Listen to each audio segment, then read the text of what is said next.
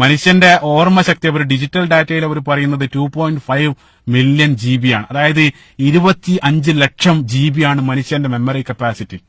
നമ്മുടെ തലച്ചോറ് ഒരു കമ്പ്യൂട്ടർ ആയിരുന്നെങ്കിൽ ഒരു സെക്കൻഡിൽ 38,000 ട്രില്യൺ ഓപ്പറേഷൻ അതിന് നടത്താൻ സാധിക്കും എന്നുള്ള.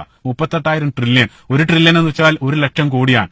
അത്തരത്തിൽ 38,000 ട്രില്യൺ ഓപ്പറേഷൻ ആ കമ്പ്യൂട്ടർ നടത്താൻ സാധിക്കും. ഇപ്പൊ ഇന്ന് മനുഷ്യനുണ്ടാക്കിയ ഏറ്റവും അഡ്വാൻസ്ഡ് ആയിട്ടുള്ള കമ്പ്യൂട്ടറിന് പോലും അതിന്റെ 0.02% മാത്രമേ നിർവഹിക്കാൻ സാധിക്കുന്നുള്ളൂ. സുബ്ഹാനല്ലാഹ്, അത്രയും സങ്കീർണമായിട്ടുള്ള തലച്ചോറ് അല്ലാഹു സുബ്ഹാനഹു വ തആല മനുഷ്യന് നൽകുകയാണ്.